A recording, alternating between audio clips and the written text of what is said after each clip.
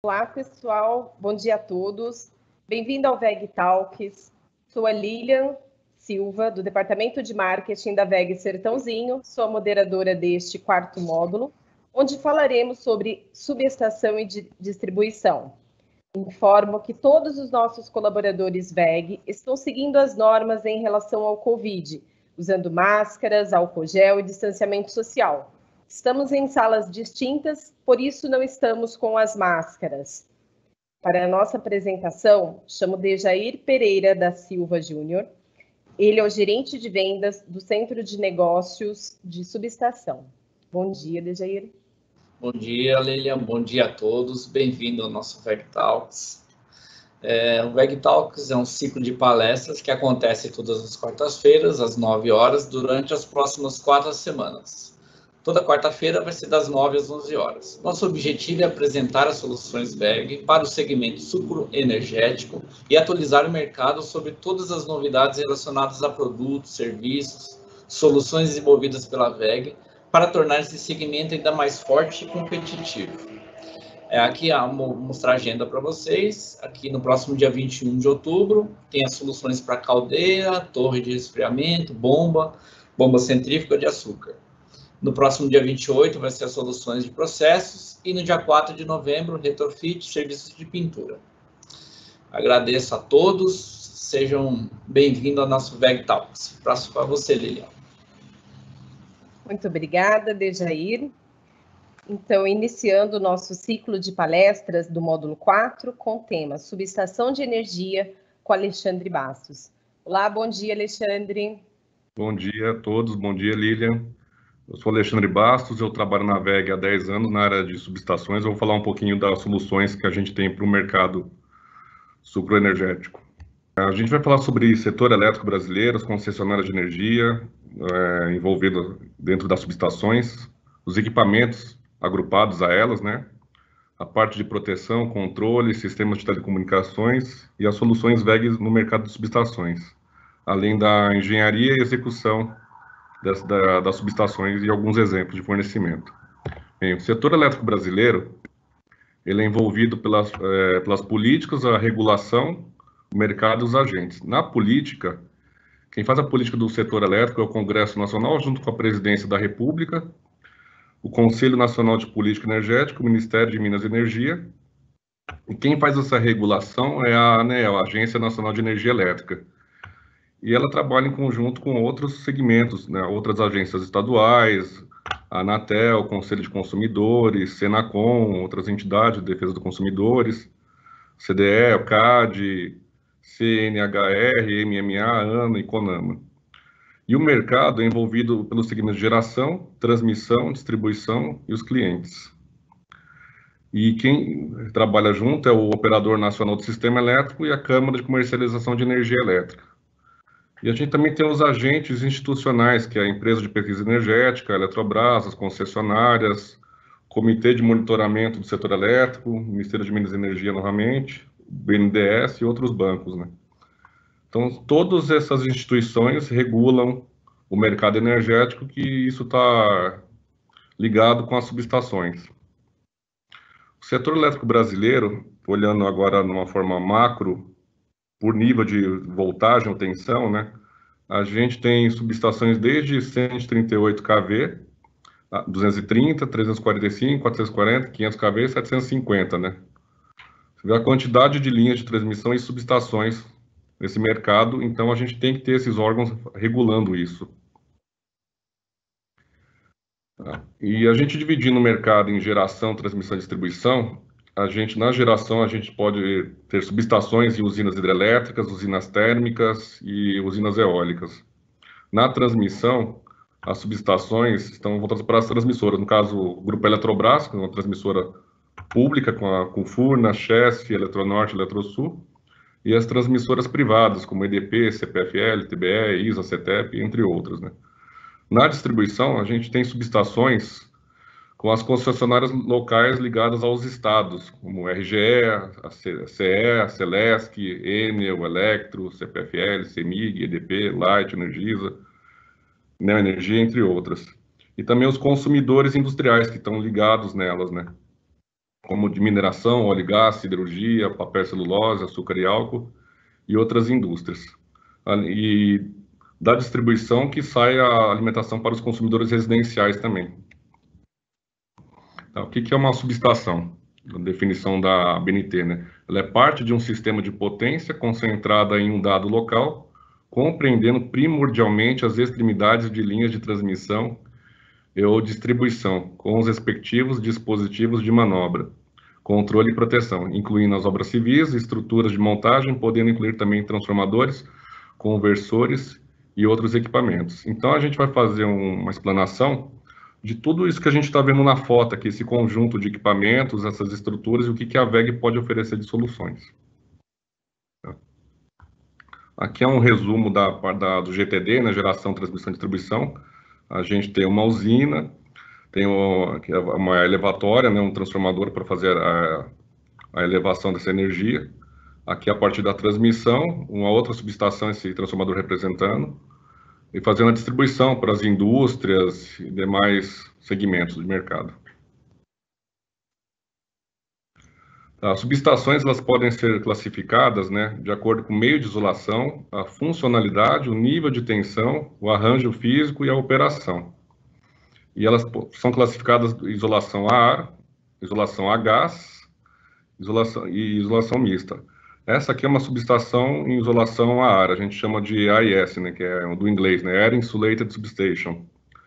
Aqui uma subestação mista, que a gente tem equipamentos isolados em SF6, porém os barramentos estão ao tempo, né, com isolação entre as fases e isolação do próprio ar, que é o hybrid GIS, né, Hybrid Gas Insulated Substation. E aqui uma subestação isolada em SF6 em GIS, né, que tanto os equipamentos quanto os barramentos estão isolados em SF6. As subestações elas podem ser do tipo elevadoras, que elas estão ligadas juntas às usinas hidrelétricas ou eólicas, solares, entre outras, né? As subestações rebaixadoras, que elas estão juntas ao centro de consumo. Subestações de manobra, que essas subestações elas não têm transformador, elas funcionam como se fosse um entra e sai, como se fosse um Benjamin, né? Tem uma entrada e tem duas saídas. Subestações de distribuição, que são as subestações que atendem os padrões de cada concessionária local dentro de cada estado, né? Subestações conversoras, no caso de converter corrente alternada para corrente contínua, para a gente poder transmitir em alta tensão também, mais ou menos 600 kV. E aqui é um gráfico mostrando os tipos de arranjos que a gente pode fazer por nível de tensão. Por exemplo, na subestação 69, 138, a gente pode fazer arranjos barra simples. E depois a gente pula para um barra principal transferência, no 230, barra dupla 4 chaves, 138, 230, barra dupla 5 chaves, ainda até o 345, e disjuntor e meio, 345 e 500 kV. Né? Aqui um resumo dos arranjos mais comuns que a gente encontra, né? Arranjos barra simples, barra principal transferência, barra dupla com disjuntor simples a 4 chaves, e barra dupla com disjuntor e meio. E cada subestação é composta por bays ou vãos, né, que compreendem a entrada de linha, conexão de transformador e a interligação de barras. Essas nomenclaturas são definidas pela ANEEL. Então, um resumo agora dos tipos de arranjo. O arranjo barra simples, ele é o mais barato em si, né? Só que ele também, por ser muito simples e mais barato, ele tem problemas como se a gente tem muita carga ligada na mesma barra e a gente tem um nível de curto-circuito nessa barra, a gente pode perder todos os alimentadores. Então ele fica sem segurança, né, por problemas de faltas. E ele não tem muita flexibilidade. Se eu tiver um problema nessa barra, eu não tenho outro lugar para continuar a energia. E também tem condições desfavoráveis de manutenção. No arranjo barra principal transferência, nós temos duas barras, como vocês estão vendo aqui. Então, ele já é mais flexível que o barra simples. Ele permite eu transferir um circuito para o disjuntor de transferência, né, um alimentador, e utilizar essa barra de transferência temporariamente para uma manutenção de um equipamento. mas ele também tem problemas de baixa segurança. Se eu tiver falha no barramento ou em disjuntores, eu posso perder a subestação como um todo. Outro arranjo mais usado também, geralmente em 230 kV, é o barra dupla com disjuntor simples a 4 chaves. Eu também tenho 2 barras, e a diferença desse arranjo para o arranjo anterior é que eu tenho uma chave a mais, né? O barra principal transferência eu tenho 3 chaves. Aqui eu tenho 4, e eu trabalho com as 2 barras energizadas, e isso me permite uma flexibilidade maior entre transferências de carga, de circuito, linha, transformador. A desvantagem dele é que eu tenho mais chaves, né? Tem um custo maior de implementação. Outro arranjo é o arranjo de disjuntor e meio. As principais vantagens dele é que cada par de circuitos está em uma seção de barra separada e há 3 conjuntos de disjuntor e chaves seccionadoras para cada 2 circuitos. Então, vocês estão vendo que ele tem 2 barras e entre elas eu tenho 3 disjuntores, né, que é o disjuntor e meio que a gente chama, né? Tem um disjuntor no meio entre outros 2 aqui. Então, isso aqui torna um arranjo mais flexível ainda, né? Eu posso operar com qualquer um dos pares de circuitos separados do restante do esquema. Todos os disjuntores e as chaves seccionadoras, elas têm de ser capazes de operar com a corrente de carga dos 2 circuitos. E ele é recomendado para subestações que manipulam muita energia, né? Grandes potências como 300 MVA, 400 MVA. Geralmente se aplica em subestações de 345 e 500 kV também. As desvantagens são o alto custo, que eu tenho mais disjuntores, mais seccionadoras, e a complexidade no controle do disjuntor central, que tanto ele pode operar para a linha como para o transformador. O arranjo em anel. Esse arranjo, ele pode se transformar num arranjo disjuntor e meio também, até a anel permite isso. E das principais vantagens que a gente tem com ele é que você usa um disjuntor por circuito. E cada circuito de saída tem 2 caminhos de alimentação, tornando mais flexíveis. E também requer maior área de pátio do que o arranjo barra simples equivalente, até porque a ANEEL permite a evolução desse para disjuntor e meio. Então você tem que fazer esse arranjo espaçado para permitir uma evolução, né? Quando essas subestações estão ligadas na rede básica. Desvantagens: ele tem baixa flexibilidade e para efetuar manutenção, ampliação do circuito, a produção deixará de atuar durante esse período. Agora eu vou falar sobre os equipamentos de pátio da subestação, né?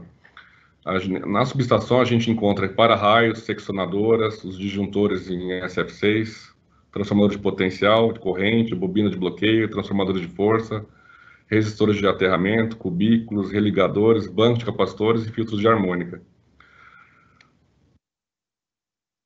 Antes de começar a falar dos equipamentos, essa tabela mostra aqui como a gente divide o que é baixa tensão, média e alta. Então, baixa tensão é dos 115 volts, né, até uns 440, tendo a classe de tensão de 600 volts, ou 0,6 kV.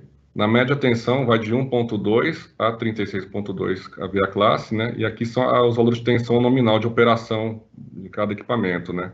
Então, é de 1 kV a 34.000. No caso de subestações, as tensões mais encontradas na média são 13.8, 24 e 34,5 kV. Na alta tensão, a gente começa em 69 kV, indo até 765, né? Alguns casos, em São Paulo, na área da CETEP, agora é ex-CETEP, a gente tem 88, né? Ainda, e os equipamentos têm que ser religáveis para futuramente eles mudarem para 138. 230, 345, até 500 kV, essas tensões estão ligadas mais à transmissão, então mais ligadas ao grupo Eletrobras e transmissoras privadas. As normas aplicáveis para esses equipamentos, né, são a ABNT, a IEC, que é a norma europeia, a ANSI, norma americana, os procedimentos de rede do Operador Nacional do Sistema Elétrico, o ONS, e também as normas das concessionárias de energia de cada estado. Vamos começar aqui pelos para-raios, né? Os para-raios, a função deles é proteger contra descargas atmosféricas, né? E também suportar sobretensões durante manobra de seccionadoras e disjuntores, né? As chaves seccionadoras, esse equipamento a WEG fabrica, né? A gente fabrica essas chaves de 69 até 500 kV, e elas são usadas para manobra dos equipamentos sem carga. Então, a gente primeiro precisa abrir um disjuntor para poder operar a seccionadora. E também a vantagem dela é a visualização do circuito em aberto. No caso, essa chave aqui é uma abertura vertical, ela está aberto, o contato está aqui, o outro aqui, né? Aqui é uma chave de abertura central, ela abre pelas laterais, e aqui é uma chave de dupla abertura lateral. Ela abre nesse ponto, nesse aqui é um eixo rotativo.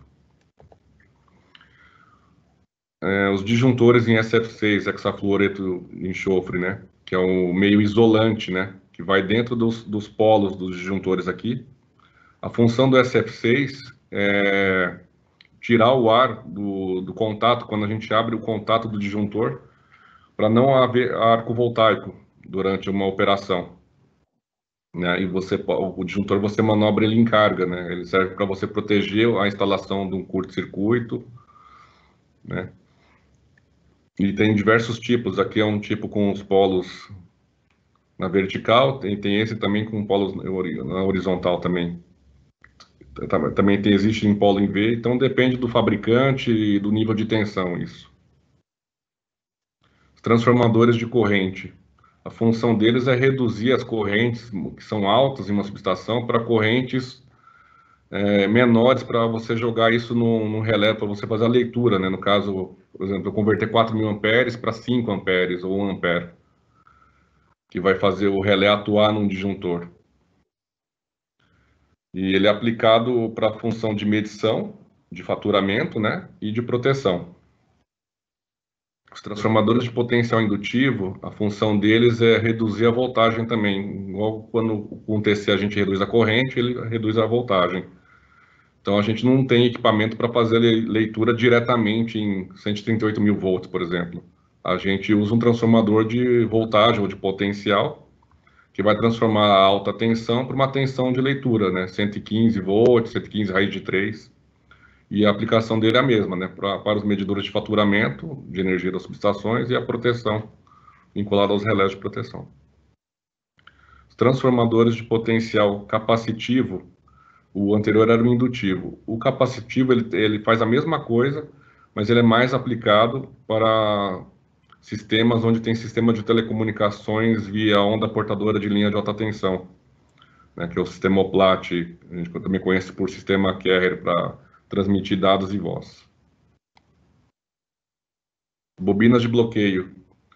A função dela é dirigir os sinais de comunicação de alta frequência, né, entre 40 kHz e 500 kHz pelas linhas desejadas, bloqueando as restantes linhas para evitar perdas de sinal.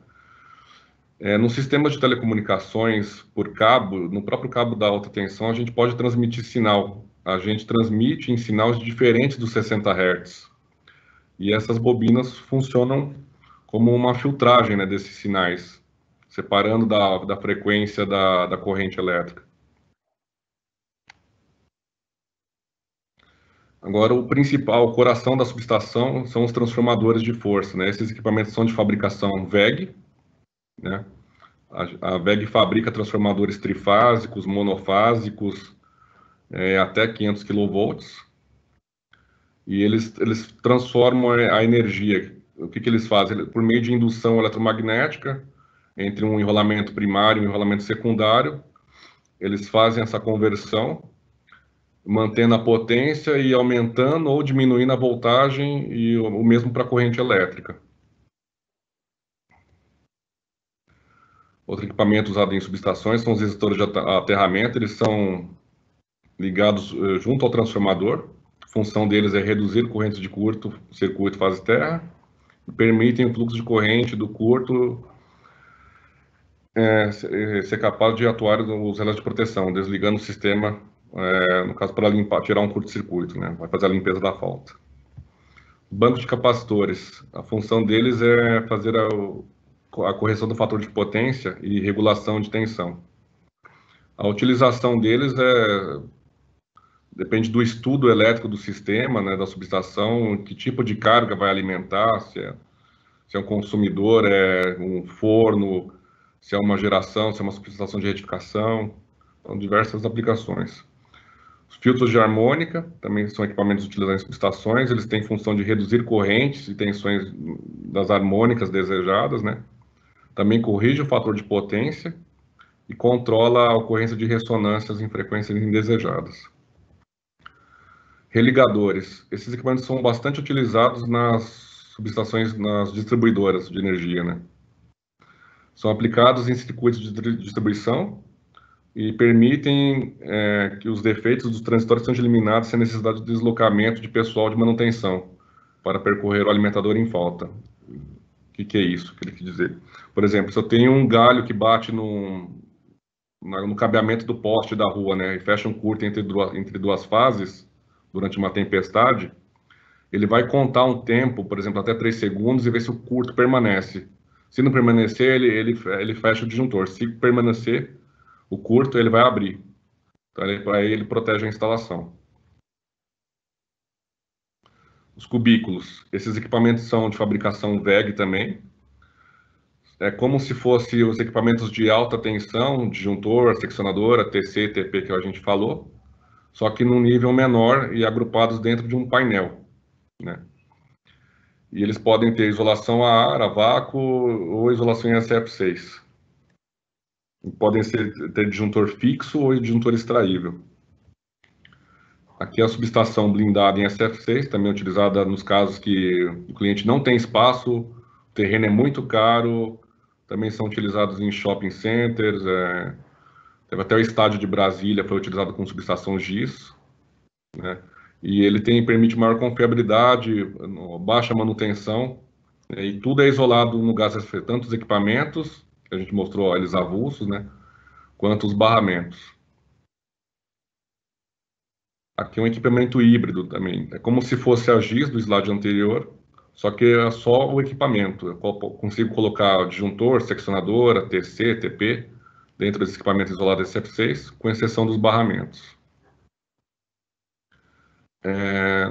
Outros equipamentos de subestações são a parte dos serviços auxiliares, né? E a gente tem que transformar a energia de média tensão para baixa para alimentar os painéis, sistema de iluminação, tomadas, as subestações. Então a gente utiliza transformadores de distribuição para rebaixar, por exemplo, 13.8 kV para um 110, um 127, 220 volts, né? E transformadores a óleo, e também temos transformadores a seco, mais utilizados dentro de casas de comando, né, parte abrigada. Esses transformadores a óleo, eles ficam ao tempo. Retificadores e bancos de baterias. A função deles nas subestações é você retificar a tensão 220, 380, né, em corrente alternada para tensão contínua, 125 VCC. E as baterias podem ser do tipo alcalinas, chumboácidas, ventiladas e seladas. Então, esses equipamentos são essenciais para os auxiliares das subestações. Também temos os painéis de corrente alternada e corrente contínua. Isso a WEG fabrica também, assim como o retificador e as baterias do slide anterior. Então, aqui são nada mais que painéis com circuitos, com mini disjuntores, nas voltagens 220, 380, 127, usados nos retificadores baterias para todos os circuitos das subestações, né? Circuitos de iluminação, tomadas, resistência dos painéis de proteção, entre outras funções de baixa tensão. Outros sistemas que a gente tem nas subestações são sistemas de supervisão, controle e proteção, que são compreendidos nada mais que pelos painéis com os relés de proteção, né? Então, são relés que fazem as proteções das linhas, dos circuitos de transformador, dos alimentadores, numa fábrica, por exemplo, tenho diversos painéis. Então, cada relé desse aqui seria um cubículo, né, a representação. E tudo isso está integrado num sistema que a gente pode colocar um sistema supervisório e ver o unifilar na tela e você dar comando, né, você mandar abrir um disjuntor para uma manutenção, né. Então, a WEG faz todo esse sistema integrado. A gente trabalha com relés dos fabricantes do mercado. Esses painéis são feitos dentro da WEG. E a gente integra isso tudo com softwares também amplamente usados no mercado. E tem diversas topologias de arquitetura, por exemplo, dupla estrela, em anel. Nesse caso aqui é uma conexão dupla estrela. Cada relé tem dois links de comunicação, né? Estamos na cor vermelha e na cor verde, né? Outros sistemas de subestações são sistemas para telecomunicações por dados e voz. Existe o sistema oplático, como eu falei nos slides anteriores, e também o OPGW, que é no próprio cabo do para-raio, você colocar uma fibra ótica e transmitir dados e voz também. Então, nesse exemplo aqui, eu tenho essa barra é como se fosse uma subestação, essa outra barra a subestação do cliente e aqui outra barra. E aqui tem uma linha de transmissão que pode ter 100 km, 80. Então, faz a comunicação entre as subestações, né? Isso é mais utilizado em subestações transmissoras, né? Também vai ter os painéis, vai ter que fazem a comunicação, né, por multiplexadores, né? Eu tenho um MUX aqui, DMUX, e em cada ponta, né, da subestação. Outro sistema de comunicação é por rádio também. Você pode colocar torres, né? Uma torre próxima a essa subestação e a outra na subestação do extremo aqui, e fazer um link direto de rádio também. Tá? Então, são todos sistemas que a gente integra nas subestações. Agora eu vou falar um pouco sobre as subestações, as soluções que a VEG faz, né? No caso, subestação AIS, né? A VEG pode ofertar para vocês uma solução completa, desde a obra civil, a montagem desses pórticos, todos os cabos, o comissionamento dessa subestação, toda a engenharia, a execução, né? Então, a gente chama isso de projeto turnkey, né? Você vai virar a chave e a subestação vai estar energizada. Outra solução da VEG são as subestações móveis. Quem utiliza isso são mais as distribuidoras de energia, né? Que tem, às vezes, problemas de manutenção, ele não pode parar o circuito, então ele leva essa subestação, que é numa carreta, né? Com um transformador aqui em cima, de uma cidade para outra, ou de uma subestação próxima uma da outra também, e ele acopla num vão de equipamentos e conecta os cabos nela e continua transmitindo energia. Outra aplicação de subestações da VEG agora também a gente tem o skid, né? Que é uma subestação, é como se fosse a móvel para as concessionárias, só que sem rodas, né? Ela vai numa prancha metálica. Então a gente pode compor esse skid com um transformador. Podemos fazer com módulo híbrido, né, em SF6 ou com equipamentos convencionais. Aqui no caso seria alta tensão. E aqui a parte de média e baixa tensão. Então todos os painéis da casa de comando a gente coloca tudo na prancha. E esses painéis têm o grau IP adequado para chuva, o tempo, né? Então, aqui um resumo do que o CNS, né, que é o Centro de Negócios de Subestações dentro da VEG, que é o departamento que eu trabalho, junto com o Dejair, o que a gente pode oferecer para vocês, né? A gente faz o projeto básico, unifilar, planta, corte, os projetos executivos, civil, eletromecânico, os estudos elétricos, curto-circuito, seletividade, coordenação de isolamento, e a fabricação e fornecimento de todos os equipamentos de alta, média e baixa tensão, como os transformadores, as seccionadoras, cubículos, painéis, indicadores de baterias, que são esses equipamentos são fabricação VEG. E também fornecemos os demais equipamentos, né, como disjuntores, transformadores de instrumentos, que são os TCs, TPs, e para-raios. Além do sistema de proteção, controle, supervisão e medição, e de telecomunicações. E contratamos empreiteiras para executar as obras civis, fornecimento de materiais de montagem, cabo, conectores, miscelâneas de montagem, né? E além da montagem eletromecânica. Também realizamos comissionamento e treinamento da subestação, dos equipamentos, e também podemos fazer operação assistida conforme a solicitação do cliente. Aqui são exemplos de subestações que a gente forneceu no passado, incluindo linhas de transmissão também, que a VEG pode fornecer também. Tá? Nesse caso aqui, a subestação Curitiba Norte e Batéias tem uma linha de transmissão entre as duas, a gente forneceu, e uma subestação de 230 para 138 kV, com 2 transformadores 150 MVA. Outros exemplos, subestações Santo Ângelo, Maçambará, Pinhalzinho, Foz do Chapecó, também subestações 230 e 138. Então, a VEG executou toda a obra civil, a montagem, incluindo talúdio de terreno, recorte, aterro, fornecimento das estruturas eletromecânicas, né? No caso, são estruturas metálicas, cabos, cadeias de ancoragem, cadeias de suspensão. Então, tudo isso compreende um projeto turnkey. Aqui é mais um exemplo, uma subestação 230-138, com 150 MVA, né? E vocês podem notar também que a gente tem parede de corta-fogo para manter a distância de segurança entre os transformadores.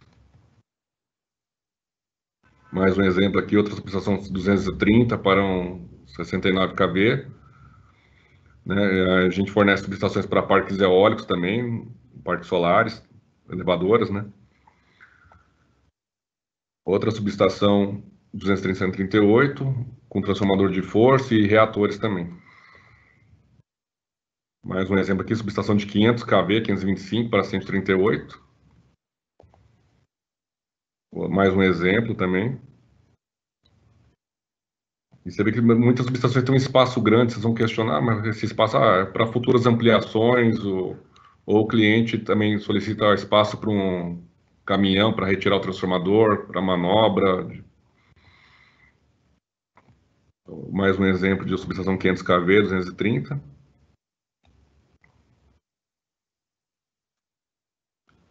Aqui também, com transformadores, a gente forneceu 3 máquinas de 200 MVA. Essa aqui também é uma 500 kV para 230, Ribeiro Gonçalves, 3 trafos de 100 MVA. Agora, subestações móveis, uma de 25 MVA em 138, religável em 69, também é uma opção. A WEG fabrica transformadores em 2 níveis de tensão, na alta tensão, né, sendo religáveis. Mais uma subestação móvel de 30. E aqui um skid de 138 para 13.8 em 15 MVA. A gente está fornecendo também. Da minha parte é isso. Se os senhores tiverem algumas dúvidas, podem me escrever para o meu e-mail. Estou à disposição, é alexandreab@weg.net. E eu passo a palavra para a Lília, que vai apresentar o nosso colega Leandro. Muito obrigada, Alexandre, pela sua apresentação. Dando continuidade com o tema de distribuição, vou chamar o Leandro dos Santos Antônio. Bom dia, Leandro, tudo bem? Bom dia, Lilian, tudo bem? Bom dia a todos, né? Primeiramente, queria agradecer a oportunidade de a gente poder conversar um pouquinho sobre distribuição, tá? Eu trabalho aqui na WEG já faz 2 anos, com os quadros elétricos e eletrocentro, tá? Eu fico aqui no escritório da WEG em São Paulo, no bairro de Moema, tá bom? Bom, então, começando aqui a apresentação, né? Basicamente, o que a gente vai falar hoje, tá? Eu vou falar um pouco sobre arco interno, o que diz a norma IEC 62271-200, falar um pouco sobre o que é o arco interno em si, tá? Falar um pouquinho também sobre perda de continuidade de serviço, falar sobre segurança na operação. Aí eu vou entrar mais na linha MTW, que seriam os painéis de média tensão WEG, e também falar um pouco sobre os eletrocentros WEG, né, que é o ELW, tá? Bom, classificação de arco interno, né? A gente às vezes recebe uma especificação técnica com muitas folhas, né, pedindo detalhes do painéis, e basicamente o que a gente precisaria era de essa sopa de letrinhas aqui, né, que é um IAC BF ALR, né? Então, com essa sopa de letrinhas, mais algumas outras coisas que eu vou falar um pouco mais para frente, eu consigo definir que painel de média tensão te atenderia, tá? Então, vamos lá, vamos ver o que é essas letras, né? Então, o IAC significa que o painel passou no teste de arco interno, então ele é resistente a arco interno conforme a norma, tá? O A e o B, que estão aqui, esse B e esse A, o A é acessibilidade 300 mm ou o B 100 mm. O que é 300 mm e 100 mm? Isso aqui é um indicador, né? É um tecido que imita a pele humana. A gente coloca ele em volta do painel. Se eu coloquei ele a 100 mm, eu consigo a letra B na classificação. Se eu coloquei ele a 300 mm, eu consigo a letra A, tá? Nas partes testadas. Quais são as partes testadas? Desculpa. Na parte da frente, né? O F, o L das partes laterais e o R da parte traseira do inglês rear, certo? Então aí eu consigo essa minha classificação de arco. IAC BF ALR, que é esse painel. Então esse painel, o indicador aqui na parte da frente foi colocado a 100 mm, nas partes laterais e traseiras ele foi colocado a 300 mm, tá?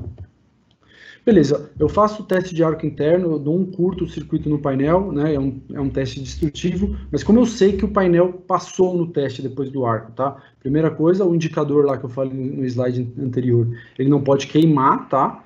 E aí os outros testes que eu tenho que fazer, um checklist no painel após o teste. Então eu tenho que verificar se todas as portas se mantêm fechadas, tá? Se nenhuma parte se soltou do painel, né? Um botão, um parafuso não saiu voando do painel na hora do momento do teste, tá? Eu não posso ter buracos aparentes na carcaça, por exemplo, um buraco aqui na chaparia do painel, onde depois alguém pode vir acessar a parte viva do painel. Isso também não pode acontecer, tá? Não pode sair fogo durante o painel, durante a falha. Obviamente, nas partes testadas, a gente testa a parte da frente, a parte lateral e a parte traseira. Na parte superior pode sair sim, e vai sair, tá? Que nem vocês vão ver no vídeo a seguir. E todos os aterramentos devem se manter efetivos, tá? Então eu faço esse checklist após ter feito o teste destrutivo de arco interno. Passando nesse checklist, eu digo que o painel está testado, tá? Às vezes o pessoal pede, eu quero a chaparia mais grossa, eu quero um parafuso diferente no seu painel. Nenhum fabricante, nem a WEG, nem qualquer outro, pode modificar o projeto, porque tudo que eu modifico no projeto é diferente do que foi testado. Então eu não posso te garantir que esse projeto novo, mesmo que seja com uma chapa mais grossa, irá passar no teste de arco interno, tá? Então por isso que é realmente muito importante, vocês como clientes, vocês têm que solicitar um painel que seja resistente a arco. E eu como fornecedor, eu tenho que te garantir que esse painel, caso ocorra um arco, ele vai segurar o tranco e vai preservar a vida do operador que vai estar na sala, tá? E aqui eu vejo uma foto, né, do teste do arco, tá? Então a gente está vendo aqui o painel e os indicadores aqui, ó, na parte da frente, na parte lateral e na parte traseira, tá?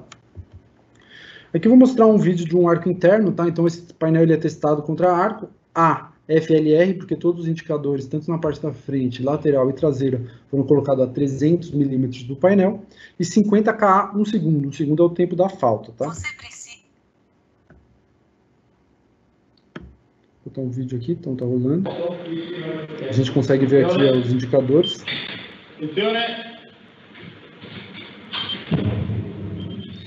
Bom, como vocês podem ver no vídeo, né? É bem violento, né? O arco interno é alguma coisa bem violenta num painel de média tensão, tá? Então, por isso que é a importância de você ter um painel resistente ao arco, você não pedir alterações mecânicas nesse painel, porque tudo que eu altero mecanicamente eu perdi o teste. Eu só te vendo painéis que eu sei que vão passar nesse teste, né? A gente faz um teste num protótipo, gera um relatório, tá? Vocês podem pedir esse relatório para a gente, para analisar, certificar que o painel realmente passou no arco interno, tá, pessoal? Bom, mas o que é o arco interno, né? O arco interno, ele surge do rompimento da isolação do meio condutor. No nosso caso, aqui os painéis são isolados a ar, né? Então, quando rompe a isolação, surge-se um arco interno. A potência máxima instantânea pode chegar até 40 mega, tá? A temperatura interna do arco vai de 10.000 a 20.000 graus Celsius. Em média tensão, pode chegar até 1.000 volts, né? Lembrando que num curto-circuito a corrente vai subir e a tensão vai cair, né? Então 1.000 volts é bem alto, tá? E a intensidade luminosa de um arco pode ser 2.000 vezes mais forte que a iluminação que a gente tem nos nossos escritórios, tá? Então, quando acontece um arco, o que a gente vê? A gente vê um flash muito forte, né? Como se fosse uma foto, mas bem mais forte, seguido de uma expansão dos gases, né, que é aquela explosão que a gente viu saindo pelo duto de escape de gases. Tá?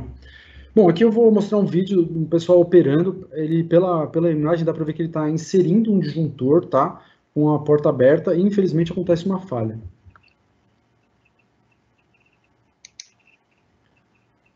Então o operador está lá, ele vai começar a inserir o disjuntor, tá, com a manivela, com a porta aberta.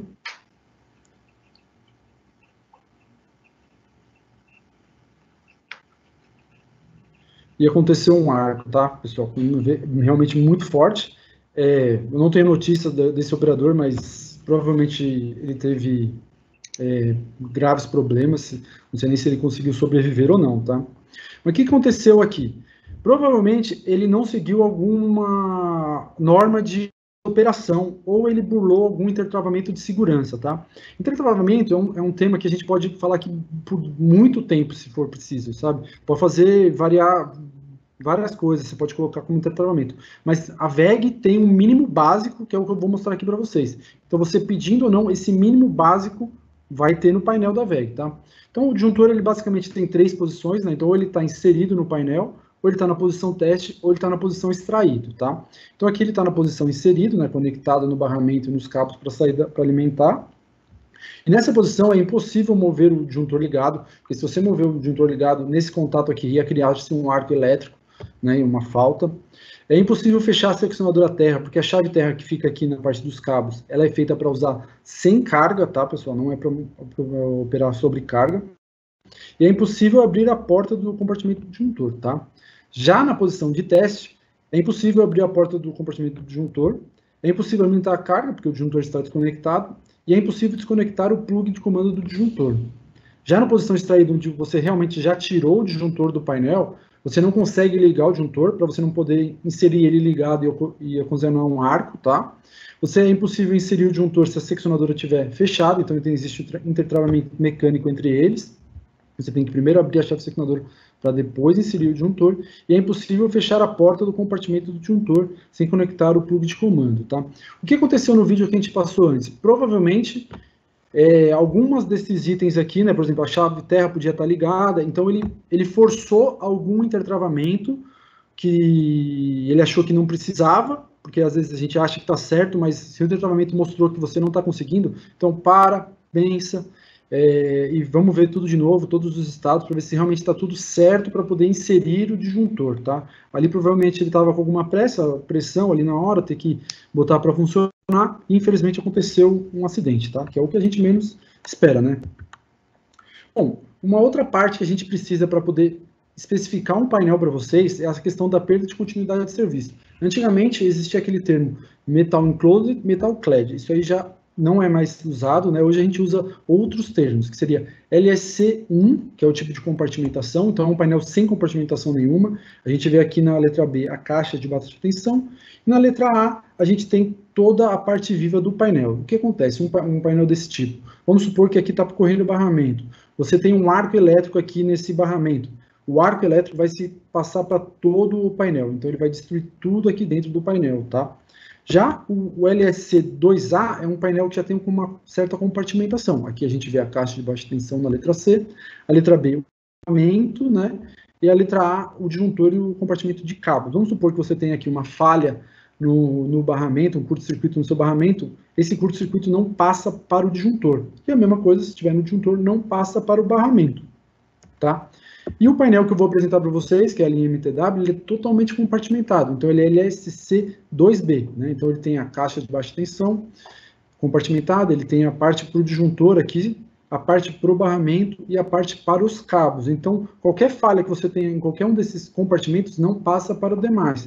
E se você tiver que fazer uma manutenção, por exemplo, nos cabos, você não precisa desligar o barramento total do seu painel, né? Ele pode continuar em operação porque o operador não tem como acessar num possível toque sem querer e acabar tomando um choque, tá? Já nos outros, isso já não é possível, tá? Então, a classificação que a gente precisa para poder te cotar um painel seria IAC, BF, ALR, LSC2B, ou se não AF, LR, tá? Então, é isso aqui que eu preciso. Às vezes a gente recebe a especificação, como eu disse, extensa, pedindo muitas coisas que, na verdade, não podemos alterar. Nem que você peça, a VEG não pode, porque é uma questão de segurança, tá? No caso de um arco interno, o painel tem que resistir o tranco, porque senão o operador vai sofrer graves danos, tá bom? Entrando um pouquinho na linha MTW, né, a gente tem 3 tipos de painéis, seria o MTW03, o 04 e o 05, tá? Vocês não precisam saber essa tabela, quando vocês tiverem uma solicitação de orçamento, vocês vão mandar para a VEG. A gente vai olhar os dados técnicos do seu sistema, né? Nível de tensão, corrente, curto-circuito, e a gente vai definir o melhor painel para vocês, tá? Mas a única coisa que eu queria deixar bem claro aqui, a classificação de teste de arco interno, todos os painéis da VEG são testados. Nenhum painel da VEG não é testado contra arco interno. Alguns com o BF, outros com a ALR, tá? A FLR. Bom, eles são entregues modularmente, que a gente está vendo aqui. Isso aí, quer dizer, vamos supor, você comprou um conjunto de painel de 10 unidades funcionais. No futuro você quer ampliar? Eles são facilmente ampliáveis. Eles são entregues modularmente, então a instalação deles é bem simples e fácil. Eles são possíveis de fazer manutenção em campo, tá? E é um painel bem versátil, tá bom? Entrando um pouquinho aqui no detalhe de cada um, esse aqui é o MTW03, ele vai até 17,5 kV, 3.150 amperes no barramento e 31,5 kA de nível de curto. tampas de alívio de pressão superior, como a gente pode ver aqui nessa imagem, e ele é testado IAC, BF, ALR, tá? O que acontece com as tampas de alívio superior? No caso de um arco interno aqui, vai aumentar-se a pressão interna aqui do painel, vai romper o flap e vai jogar aqui para cima do painel os gases, tá? Então ele vai subir, vai bater no teto e vai voltar. Então a gente tem que ter um pé direito mínimo, né? A altura do painel mais 1,5 m para cima do painel, pelo menos, tá? Para a gente reproduzir a situação que foi feita o teste. A gente consegue ver aqui também que ele é totalmente compartimentado, compartimento do disjuntor, compartimento dos barramentos, compartimento dos cabos e aqui um compartimento para o transformador de potência, tá? Ele tem algumas medidas de 650 milímetros ou 1000 milímetros de largura, tá bom? As opções que eu tenho dele, o principal, né, o que normalmente a maioria dos painéis tem com o disjuntor extraível, tá? Mas eu consigo também colocar um contator, uma seccionadora e uma chave fusível. Nos cabos, eu consigo colocar um TC, consigo colocar um para-raio, consigo colocar um TP fixo com fusível ou um TP extraível. Consigo também colocar um TC toroidal e uma faca terra aqui na parte dos cabos. Já o MTW04 17,5 kV, como diz o nome, né, ele já vai até 17,5 kV, 4.000 amperes do barramento, 50 kA. Esse foi o painel que a gente viu o vídeo lá em cima do teste de arco, tá? E ele tem um duto lateral, que é essas boquetas aqui no painel, tá bom? IAC AFLR. Então, vamos supor, eu tive uma falta aqui no compartimento do barramento. Essa falta vai expandir os gases, vai sair aqui pelo duto de escape de gases, e esse duto de escape de gases vai ser jogado para fora, tá? Aí vocês vão perguntar, Leandro, qual que é a melhor opção? Flap ou duto de escape de gases? A norma permite as duas. Tá? Não existe melhor ou pior, é uma questão de conceito. Se você pedir a minha opinião, se eu fosse um operador, eu preferia trabalhar numa sala elétrica com dutos de escape de gases, tá? Porque eu sou um pouco medroso, então se tivesse um arco interno, eu não queria ver aquela bomba que a gente viu passando para cima do painel. Eu preferiria que ela fosse para fora da sala e eu nem visse ela, tá? Mas aí é uma questão de filosofia, o que vocês têm na sua planta. Normalmente, planta nova, hoje a gente vê tudo pedindo duto de escape de gases, tá? Mas normalmente não é uma regra. Ambas as soluções são aceitas pela norma, tá bom? Esse tipo de painel, ele tem 750 milímetros de largura ou 1000 milímetros de largura. E ele também é totalmente compartimentado, ele é LSC 2B, tá?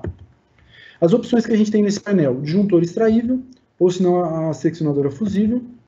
E nos cabos eu consigo colocar um TC, um para um TP fixo com fusível, TP extraível com fusível, um TC toroidal ou uma faca terra também, tá bom?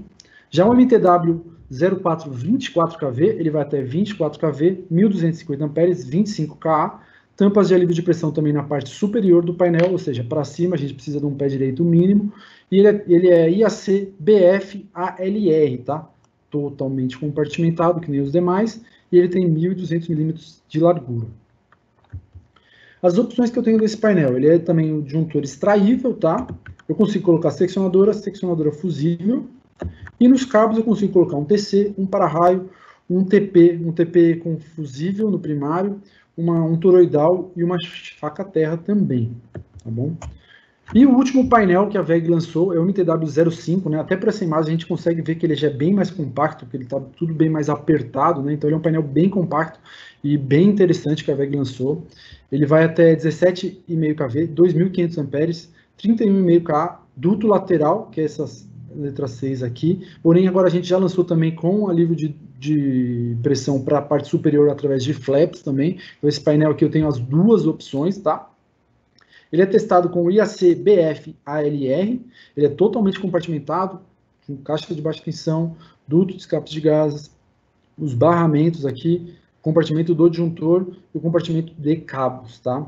Ele é 600 milímetros, então ele é bem compacto, 750 milímetros para 2.000 amperes, 950 milímetros para 2.500 amperes, tá? Quais as opções que eu tenho nesse painel? Eu tenho o contator, seccionadora fusível.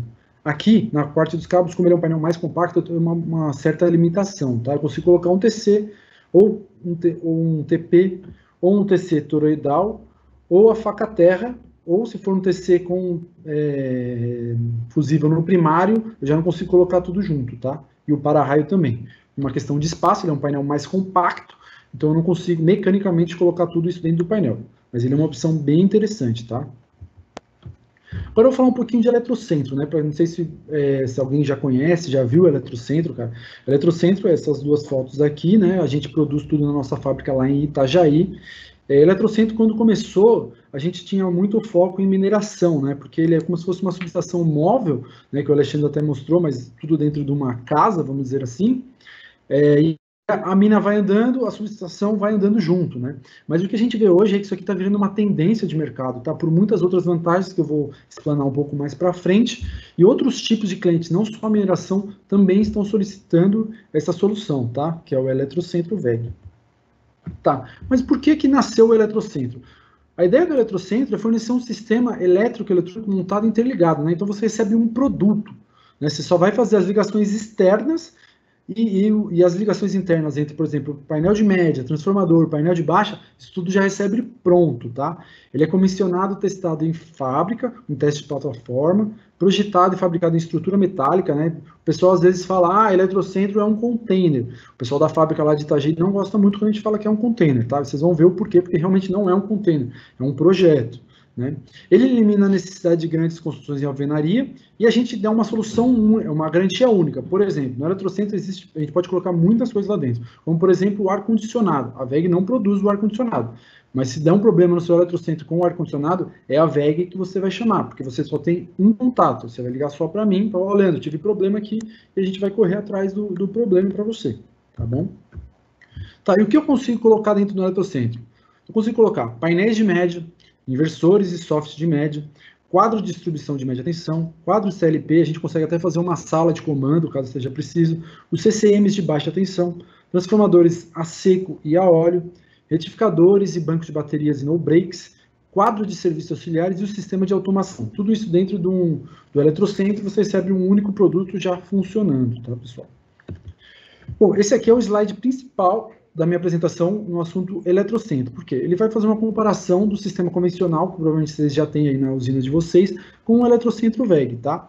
Então, vamos lá, vamos fazer essa comparação. Projeto e fabricação. Sistema convencional, você vai ter um fornecedor da sua alvenaria, vai ter um fornecedor de equipamentos, vai ter uma equipe para fazer a montagem e provavelmente com a supervisão de quem forneceu os equipamentos.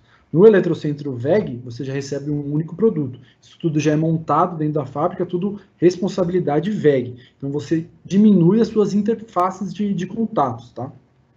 Obras civis. Obviamente, sistema de alvenaria, você vai ter a obra civil lá, né? E não é simples. O Eletrocentro, a gente tem obra civil também, mas ela é bem básica, bem mínima, comparado com o tradicional. A instalação elétrica em campo, ou seja, você vai receber lá o painel de média, o trafo, e os painéis de baixa, você vai ter que lançar cabo, conectar um no outro. Já no Eletrocentro, é mínimo, né? Os pré-testes são feitos todos em campo, os pré-testes são todos feitos em fábrica, isso quer dizer que a gente está fazendo os testes num ambiente controlado, então caso ocorra algum problema, é muito mais fácil de identificar o problema e resolver o problema, tá?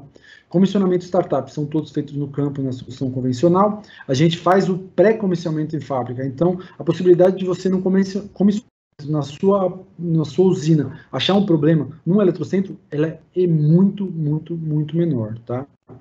Garantia, você vai ter vários fornecedores te dando a garantia. Aqui a gente te dá a garantia do conjunto sinérgico, tá? Realocação da planta, se você precisar trocar de local a sua casa de comando, você vai ter que pôr abaixo a casa de comando e fazer uma nova no novo local, tá? Com o Eletrocentro, você coloca esse Eletrocentro em cima do caminhão e leva ele para onde você quiser, tá? E você consegue movimentar ele facilmente na sua usina. E uma obra civil, né, está sempre sujeito a problemas de intempéries, podem atrasar a obra civil, e isso acontece bastante. A gente aqui na WEG, às vezes, vai vender um painel, cara, o cliente põe uma pressão enorme no prazo de entrega, durante o projeto o cliente liga para a gente e fala assim, dá uma segurada no painel aqui porque a obra civil atrasou. Isso acontece muito, e vocês devem saber, porque devem passar isso no dia a dia de vocês. Essa questão no Eletrocentro a gente praticamente não tem, porque o Eletrocentro é feito dentro de uma fábrica, ambiente controlado, então a gente não tem esse problema de prazo de entrega, tá? Tem um outro item que eu não coloquei aqui, mas que também vale a pena ressaltar, que é o Eletrocentro, ele é classificado como um equipamento elétrico, tá? Pelo NSM dele, tá? Então ele não cabe às tributações da alvenaria, então ele não tem IPTU sobre ele, tá? Então é uma outra vantagem também, que às vezes a gente tem que pensar nela, porque a ideia vocês um dia vão fazer uma subestação convencional e falam assim, poxa, o cara falou lá do Eletrocentro, achei bacana, vamos fazer uma comparação? Vamos, a gente faz as duas ofertas para você vê o que vai levar mais a pena, né? Questão de custo e também no seu retorno, tá? Você vai ter. A gente, quando faz o Eletrocentro, a gente leva as normas em consideração, né? Então, as normas de instalações elétricas de média tensão, as normas de instalações elétricas de baixa tensão, NR10, né, de segurança, NR17 de ergonomia e NR 8800 para o projeto de execução em estruturas de aço, tá bom? Bom, então, quando você manda para mim o seu Unifilar, falando o que você quer, eu vou pedir para o pessoal aqui de orçamentos da VEG, eles vão fazer uma oferta para vocês, vão fazer um layout orientativo do Eletrocentro. E eles já vão levar em consideração o que diz a norma, tá? Então, por exemplo, aqui na baixa tensão, ela fala que de um painel para o outro, se você botar um painel de frente para o outro, tem que ter 700 milímetros. Na média tensão, ela também pede 700 milímetros de um painel para o outro. Porém, tem que ser considerando as portas abertas, tem que ter esse caminho para o operador passar por ele livre, tá? Então, quando você pede o Eletrocentro para a gente, todas essas normas já são levadas em consideração no primeiro layout que vocês recebem. Lógico que depois, durante a oferta, a gente vai ajustando o layout conforme a necessidade e otimizando também o layout para poder atender o que vocês precisam, tá? Bom, o fechamento, né? O fechamento ele é feito em dupla chapa de aço de carbono, né? Uma externa, uma interna, ampla com espessura de 1,5 milímetros, tá? Todas 100% galvanizadas, revestimento de lã de rocha entre as chapas para isolamento e a chapa é fixa por parafusos autoblocantes. Então aqui a gente vê a chapa já montada, tá? E aqui a gente vê ela montando. Então eu vou botar uma chapa aqui interna, lã de rocha, outra chapa interna, tá bem? Aqui eu tenho uma foto interna, né, do Eletrocentro, né? Então a gente vê aqui os painéis de médios montados, os painéis de baixa tensão montados. A gente consegue ver aqui que o Eletrocentro ele é climatizado e também com sistema de combate a incêndio, tá? A gente tem portas de acesso com barrante pânico aqui, tá? E também como opcional, quando o painel por uma questão de layout, vocês querem encostar o painel na parede, mas o painel necessita de acesso traseiro para acesso aos cabos, por exemplo, fazer manutenção, a gente consegue botar uma porta lateral que dá acesso à parte traseira dos painéis para vocês poderem fazer a manutenção necessária. Ok? A gente fornece os eletrocentros com ponto de içamento para poder fazer o transporte e também, caso no futuro vocês precisem mudar o eletrocentro de posição dentro da sua usina, também é possível. Tá? Barra de fixação para transporte, porque a gente sabe que as estradas no Brasil não são as melhores do mundo, né? Então, para evitar trepidações, então manter os painéis fixados, tá?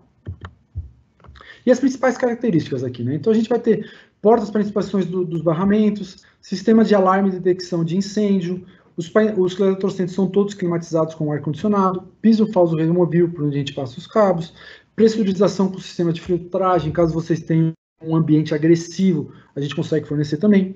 Sistema de controle de acesso aí é o mais variado, né? Pode ser por digital, por senha, isso aí a gente pode fazer conforme o desejo de vocês, tá?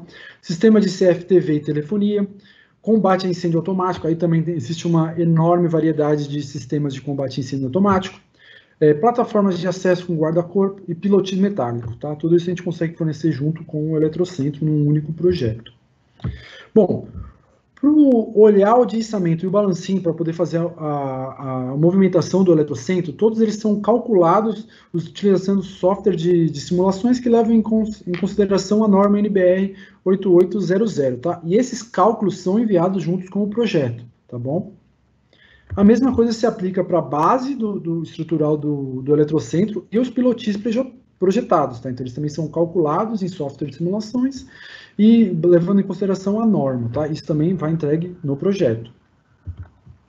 Testes, né? Então aqui tem uma foto da nossa fábrica lá em Itajaí, aqui fica o convite, tá? Se alguém um dia tiver a oportunidade de visitar a fábrica lá em Itajaí, a gente tem os eletrocentros lá em fabricação, às vezes pega um eletrocentro já quase pronto lá, a gente consegue entrar dentro do eletrocentro, visitar. é bem interessante para nós que somos dessa área de elétrica, cara. Visitar um eletrocentro é como ir à Disney, assim, é muito bacana, é muito legal. Todo mundo que vai realmente gosta muito, tá? Então fica o convite, caso depois vocês queiram visitar, vou deixar meu contato, quem quiser mandar um e-mail, a gente agenda uma visita na nossa fábrica, passando todos esses problemas de coronavírus, a gente consegue marcar uma visita lá em fábrica, tá? E os testes que a gente faz em fábrica são inspeção visual dimensional, continuidade elétrica do sistema, os testes de rotina dos equipamentos que integram o sistema, por exemplo, painel de média tensão, painel de baixa tensão, a gente consegue fazer todos esses testes já dentro do próprio eletrocentro, o teste funcional do conjunto, né, não só os painéis, mas também o sistema de iluminação, ar-condicionado, combate a incêndio, instalação elétrica, a gente consegue fazer todos esses testes lá para vocês, e alguns testes especiais, como de estanquidade, de cargas, ensaios estruturais, a gente consegue mostrar para vocês também lá na nossa fábrica em Itajaí, tá bom? Fabricação, tá? Por que o pessoal não gosta que a gente chame de um container, né? Porque realmente não é um projeto do zero, né? Então a gente tem aqui a base, né, do eletrocentro, aqui a gente vê a parte lateral sendo montada, a gente consegue ver bem aqui a dupla chapa, né? Então aqui tem a chapa interna, depois viria a lã de rocha, e a gente botaria a outra chapa, tá? E aqui ele já é o esqueleto do eletrocentro, tá? Montado. Então realmente ele não é um container, é um projeto. Aqui algumas vistas internas, tá? Para vocês verem que realmente o eletrocentro é uma solução bem bacana. A gente consegue ver aqui a porta com barra antipânico, os painéis de baixa tensão instalados, painéis de média, o ar-condicionado aqui instalado, sistema de detecção de incêndio, a iluminação interna. Então é bem bacana o eletrocentro, tá? Ele tem uma enorme variedade de soluções que a gente consegue fazer. Aqui agora vamos passar por uns exemplos, né? Esse aqui é um eletrocentro que a gente forneceu para mineração, tá? Então a gente consegue ver que ele está aqui instalado do lado do poste, né? Ele vai carregar, e já vem a alimentação direto do poste aqui nele. Aí passou a mina andou, ele pega e movimenta para o próximo ponto, tá? E aqui a gente vê o transformador instalado na parte exterior, como se fosse numa gaiola, para questão de troca de calor, tá? Esse aqui é um eletrocentro que a gente forneceu para a Petrobras. Como vocês podem ver nessa foto, ele é bem grande, bem extenso. Depois o pessoal de apoio pode até comentar o tamanho dele, porque eu não tenho ele aqui de cor, porque eu não trabalhei nesse projeto, tá? Mas eu botei essa foto aqui para quê? Para vocês verem que, logicamente, a gente não entregou esse eletrocentro desse tamanho todo montado. Ele foi entregue em módulos e foi montado na planta, por causa que ele é um eletrocentro muito grande. Para responder o quê? Vamos supor, você comprou um VEG, e lá na frente, daqui 4, 5 anos, você teve um aumento da sua carga na sua usina, e você quer ampliar esse eletrocentro. Como ele é feito em módulos, a gente até consegue ampliar esse eletrocentro. Você manda para a gente vê a melhor solução e consegue fazer essa ampliação, tá? Porque ele é feito em módulos. A gente sempre tenta fazer um módulo padrão para poder caber numa carreta e transportar. Mas quando às vezes pega um monstro desse, um eletrocentro gigantesco como esse, a gente precisa quebrar ele em módulos para poder fazer o delivery dele, né? A entrega dele, tá bom? Aqui é um exemplo na ThyssenKrupp, que é um eletrocentro embarcado, né, na máquina do cliente, tá? E aqui ele em movimentação, então ele tirou ele da máquina, botou ele em cima do caminhão e está levando ele para outro ponto da planta, tá? Para vocês verem realmente que é possível fazer isso. Aqui é um exemplo já de outras duas empresas que já não são do ramo de mineração. Então aqui eu tenho um eletrocentro da Air Liquide e aqui eu tenho um eletrocentro da Klabin, tá? Eles são montados sobre pilotis, que vocês estão vendo. A gente consegue até colocar, às vezes, o transformador aqui de baixo para poder fazer o layout mais otimizado para poder atender a solução de vocês, tá? E a gente fornece também as escadas, guarda-corpos, tudo que a gente comentou lá atrás, tá bom? E tem, assim, o último exemplo que eu quero mostrar para vocês seria um eletrocentro para energia solar. Esse sim é um container, tá, pessoal? Então ele é um produto, né? Ele é um container marítimo, a VEG compra um container marítimo, trata ele todo, e aí coloca um transformadorzinho, os inversores e os painéis aqui, para poder atender uma planta eólica. Aí sim é como padrão, tá? Você fala, a potência da sua fazenda, a gente já tem alguns padrãozinhos feitos para você. Aí sim, esse aqui a gente pode chamar de container, que o pessoal lá da fábrica não vai ficar bravo com a gente, tá bom? Bom, eu agradeço o tempo de vocês aí, né? A oportunidade, eu sei que nem sempre é fácil poder deixar 2 horas aí para poder ouvir a gente falar sobre produtos, mas muito importante. Eu espero que tenha agregado aí para vocês o conteúdo, né? Caso precise de alguma outra apresentação, alguma coisa mais profunda, que a gente entre mais no detalhe, eu vou deixar aqui meu e-mail, que é leandrosa@veg.net, tá? Para vocês poderem entrar em contato comigo e a gente pode marcar um treinamento mais específico para a solução de vocês, tá bom? Muito obrigado.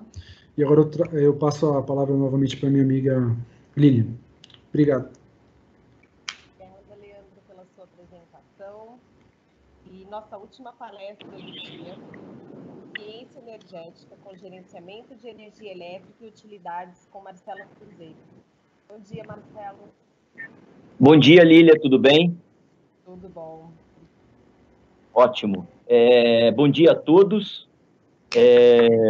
Antes de mais, gostaria de agradecer aí a oportunidade de estar aqui hoje conversando com um público tão seleto. Agradeço também a disponibilidade de todos aí em estar participando conosco do evento. E nós vamos agora passar a tratar agora da eficiência energética com gerenciamento online de energia elétrica e utilidades, né? Antes de mais, somente para me apresentar, né? Meu nome é Marcelo, como está aí registrado na tela. Trabalho na WEG já há 25 anos, né? E sempre trabalhei na área de controle, comando e proteção de motores elétricos e proteção de circuitos elétricos também e automação industrial. E também tive a oportunidade, durante esses 25 anos, de trabalhar também com motores elétricos de baixa tensão, de média tensão e também com geradores para hidrogeradores. E a partir desse ano, assumi aí o desafio aí de iniciar os negócios digitais aí da WEG, né? Como é que nós vamos aqui organizar a nossa conversa, tá? Nós vamos ter um primeiro momento sobre a indústria 4.0, né? Vamos fazer uma aplicação prática aí Vamos fazer uma aplicação prática aí relacionada com a indústria 4.0 e vamos falar um pouquinho do software de gestão de energia elétrica e utilidades, ok?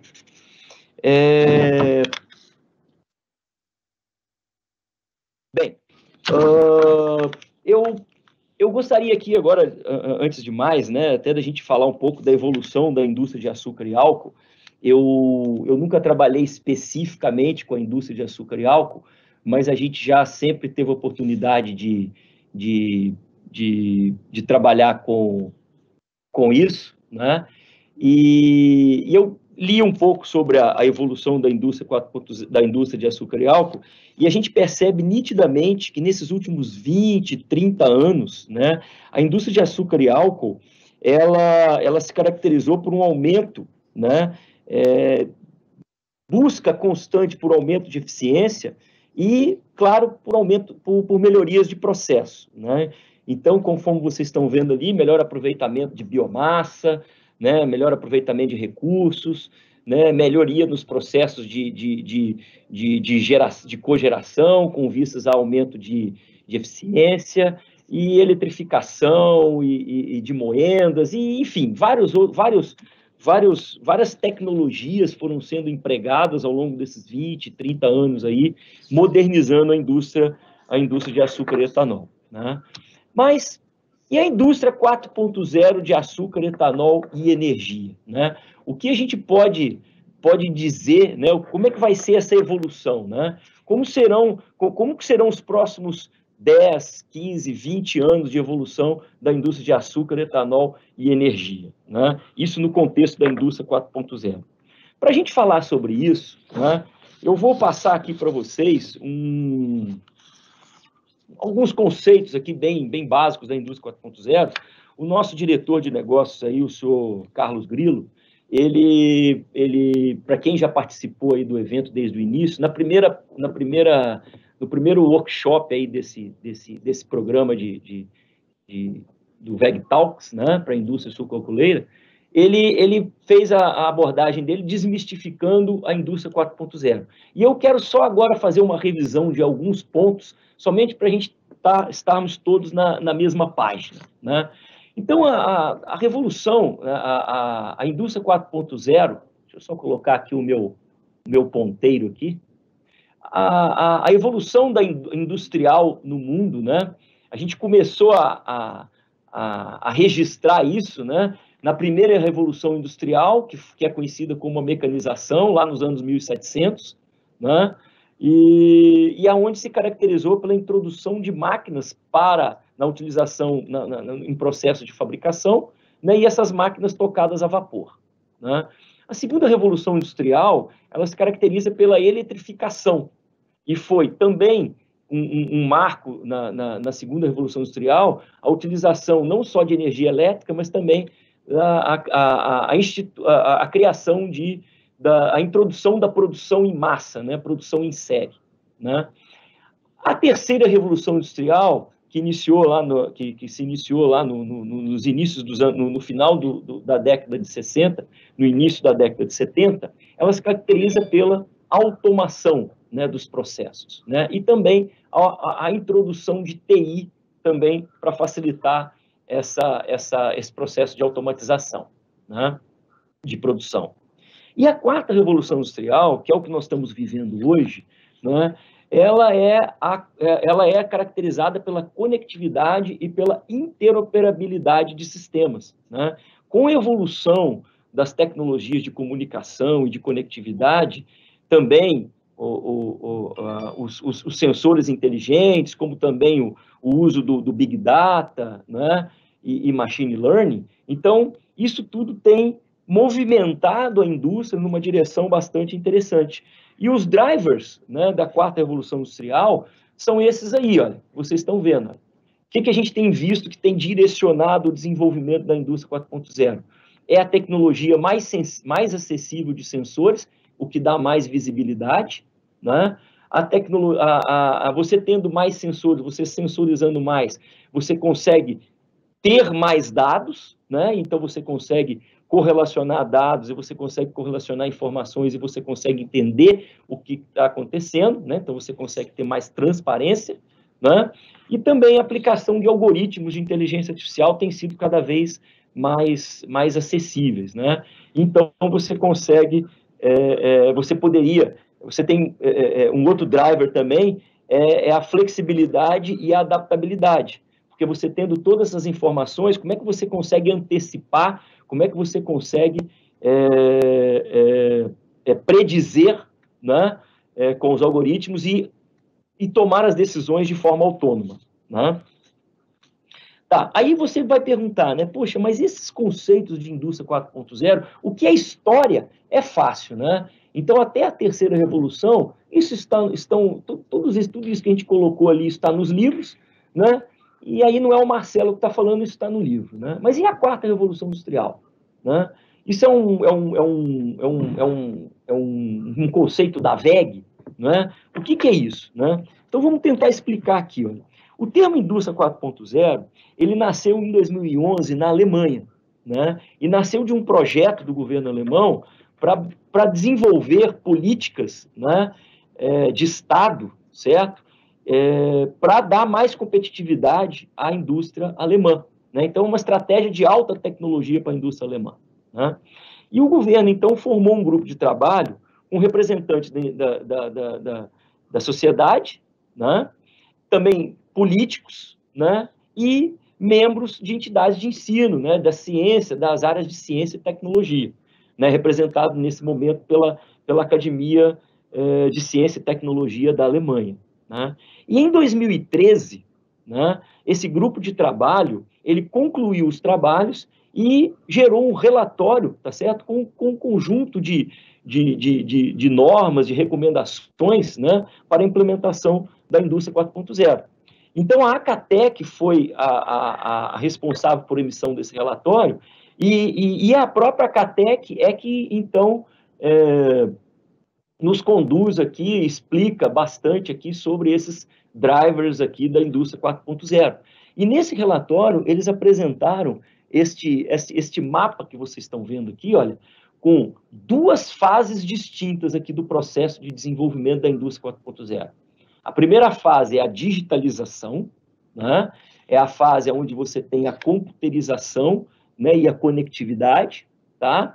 E depois os outros 4 estágios da indústria 4.0 em si, né, que é a visibilidade, a transparência, a capacidade preditiva e a adaptabilidade, né? Mas o que seria, então, a computerização, né, o computerization, né? Essa é uma palavra que não existe em português, mas traduzindo em miúdos e olhando para a indústria de açúcar e álcool, uma indústria de processo, nós estamos falando o quê?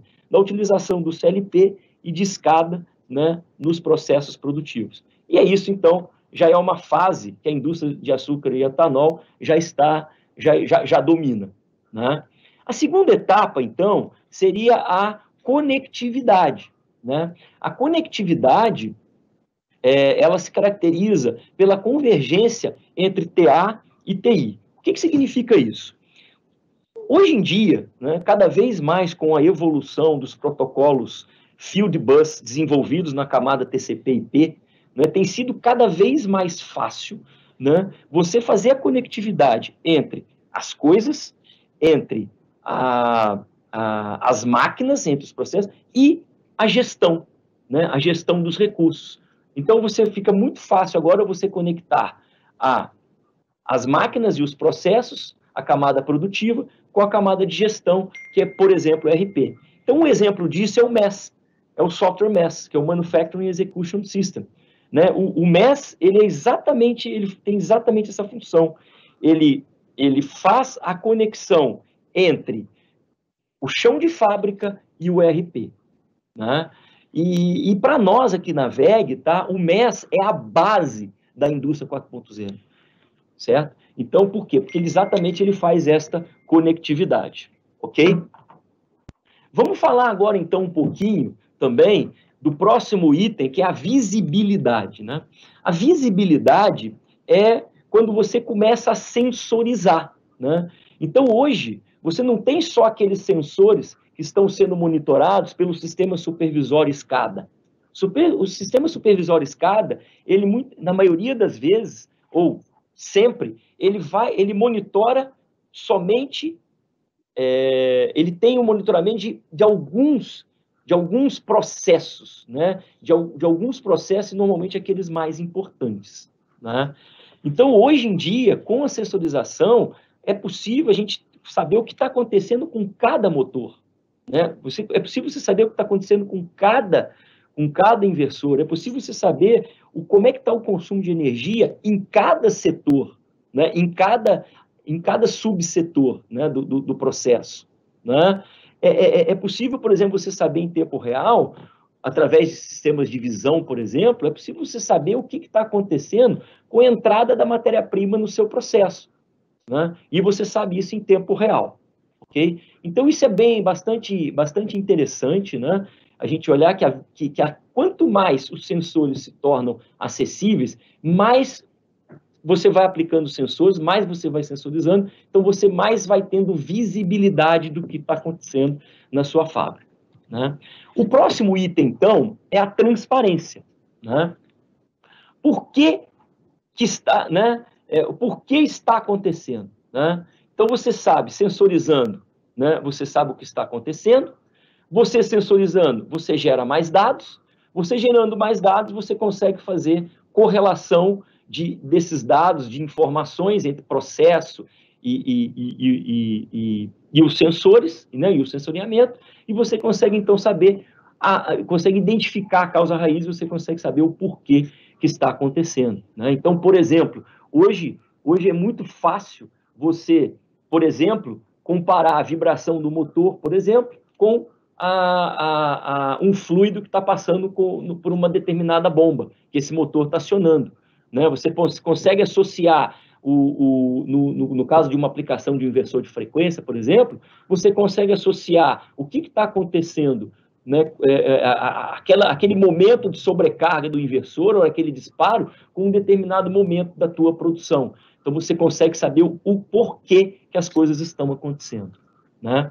O próximo item, então, é a capacidade preditiva. Ou seja, o que vai acontecer? Né? O que poderá vir a acontecer se o processo continuar trabalhando dessa forma? né? Então, isso é o que a gente chama... se você tem sensores, se você tem bastante dados, você gerou o teu Big Data, você gerou o teu Data Lake, você consegue, hoje em dia, muito facilmente aplicar algoritmos matemáticos, né? Você consegue aplicar técnicas de machine learning, né? Consegue aplicar inteligência artificial para você fazer predição de ocorrências e predição até de resultados de processo, né? Então, isso é a capacidade preditiva, certo? Depois nós temos, então, aqui está só um exemplo na tela aqui, ó, de um módulo de predição da BeerMind, que é uma empresa do grupo VEG, e ele está fazendo aqui, olha, a predição da saúde do sistema de bombeamento, né? Então, você consegue ver, olha, quando que o seu sistema de bombeamento pode apresentar alguma falha, né, ou não estará com a saúde adequada para a operação, e com isso você vai conseguir antecipar a tomada de decisão, né? E o sexto item aí que a gente tem da indústria 4.0 é a adaptabilidade, né? Que nós costumamos dizer aqui na VEG que a flexibilidade e a adaptabilidade. O quão adaptáveis nós conseguimos ser, né? E o que significa isso? Significa você ter uma plataforma de software, né, que consiga convergir, para a qual vai ser convergido todos esses dados, né? E esses dados, nessa plataforma, eles serão tratados, né? Você vai aplicar algoritmos de inteligência artificial, você vai fazer correlação nessa plataforma, você vai ver o que está acontecendo, mas essa plataforma também ela vai poder tomar uma decisão de forma antecipada, se você configurar dessa forma, mas ela pode, por exemplo, também sinalizar alguma tomada de decisão que você vai ser responsável por dar o comando. Ou seja, você vai compartilhar a antecipação da tomada de decisão, é compartilhada entre o ser humano e o software, né? Esse aí, então, é o item 6, é a adaptabilidade, e a ferramenta que a VEG tem para isso é a plataforma de IoT VEG9. Tá. Então, a gente falando aqui dos 6 estágios de desenvolvimento da indústria 4.0, estando todos nós na mesma página, vamos seguir, então, com uma aplicação prática do gerenciamento online de energia elétrica e utilidades. Uma aplicação prática em usina de açúcar e etanol e energia. Tá? Então, recentemente, nós recebemos uma consulta de uma usina, mas recebemos a consulta da área agrícola desta usina. Tá? E a consulta, ela basicamente, ela tinha quase que todos esses itens que eu estou mostrando aqui para vocês agora na tela. Então, eles queriam fazer auditoria mensal de fatura de energia elétrica, eles queriam fazer o rateio de consumo de energia elétrica e de água, né, por cada subsistema que eles tinham lá de irrigação, que eles têm, né, o monitoramento de demanda, de consumo de quilowatt-hora, de consumo de reativos, fator de potência, corrente, e também o monitoramento de corrente e alarme dos relés de proteção. Também queriam fazer avaliação do consumo energético real versus o esperado. Tá? Também tinham a demanda de geração de relatórios de eventos e alarmes. Também gostariam de exportar os dados em formato XLS, PDF e também para outros sistemas. E alguns relatórios, nem todos que estão aqui, alguns desses relatórios aqui. Alguns nós aqui introduzimos. Então, por exemplo, eles queriam relatórios gráficos dashboards de consumo de energia e de água por área irrigada, né? Consumo de energia e de água por tonelada colhida. E nós introduzimos aqui o custo por área irrigada e o custo por tonelada produzida. Tá? Então, isso aqui foi uma demanda, então, de uma área de açúcar, de uma usina de açúcar e etanol e energia da área agrícola dessa usina, e nós, então, aplicamos o VEG Energy Management nesse caso aí. E eu vou mostrar para vocês agora como nós aplicamos esse software. Tá? Então, nós introduzimos um gateway da VEG, né, um edge device da VEG, para fazer a leitura da saída cliente do medidor da concessionária, que é esse protocolo aqui, certo? Fizemos também a aplicação de multimedidores de energia elétrica, né, em cada subsistema de irrigação, incluindo a área administrativa e a área de captação de água. Tá? Aproveitamos medidores de vazão que o cliente já tinha, introduzimos outros, E também introduzimos aqui medidores de consumo de água, né, para atender a demanda do cliente, né?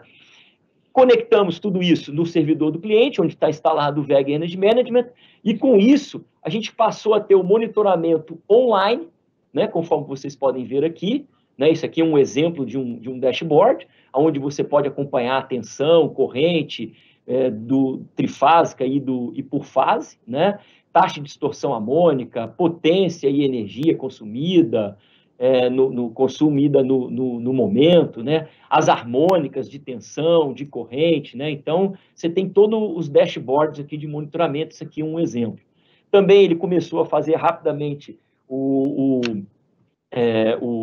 a emissão da fatura, né? Então, ele consegue, antes da fatura da concessionária chegar, ele consegue simular a tua fatura, e os relatórios de rateio e de consumo, né? Rateio de consumo que ele consegue fazer aqui por área, né? Ok? Então, com isso, se a gente observar bem aqui, né, a gente tem aqui a conectividade, né, que é o quê? Que é você utilizar o software, conectar as coisas ao processo, né, à gestão, a visibilidade, porque você consegue ver não só o medidor da concessionária depois que a fatura da concessionária chega, mas você consegue ter a visibilidade de cada subsistema, né? A transparência, porque você consegue relacionar dados, né? E nós vamos agora oferecer para essa usina módulos de predição, né? Módulos VEG de predição, para a gente poder fazer a predição, né? Conforme eu tinha dado o exemplo do sensoramento lá do bombeamento, exatamente eu repito esse exemplo aqui, nós vamos fazer então, vamos estar capacitados a fazer predição para o cliente. Então, a gente atende lá o item 5, né?